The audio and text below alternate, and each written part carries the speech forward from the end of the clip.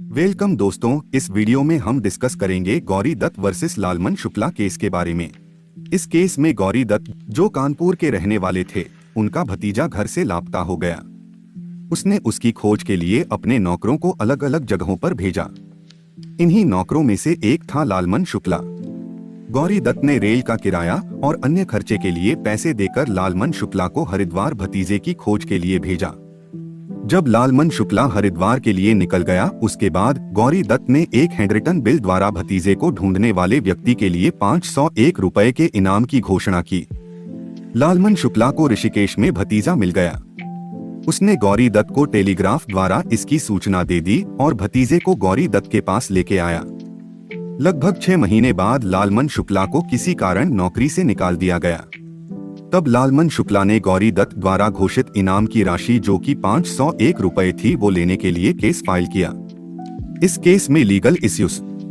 लालमन शुक्ला का तर्क था कि गौरी दत्त उस व्यक्ति को 501 रुपए देने के लिए बाध्य थी जो उस खोए हुए बच्चे को खोजता। लालमन शुक्ला उस बच्चे को खोजने में सफल रहा। इसका मतलब है कि लालमन ने दिया गया काम करके कॉन्ट्रैक्ट को एक्सेप्ट किया, इसलिए उस इनाम की राशि को पाने का वो हकदार था।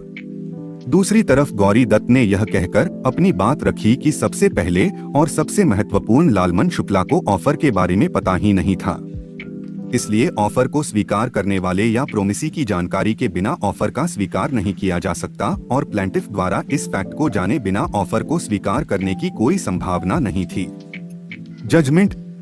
इस मामले का जजमेंट इलाहाबाद हाई कोर्ट द्वारा दिया गया था और इस बात पर प्रकाश डाला गया था कि इंडियन कॉन्ट्रैक्ट एक्ट के अंतर्गत ऑफर को कॉन्ट्रैक्ट में बदलने के लिए उसका नॉलेज और ऑफर का एक्सेप्टेंस सबसे जरूरी आवश्यकताएं हैं।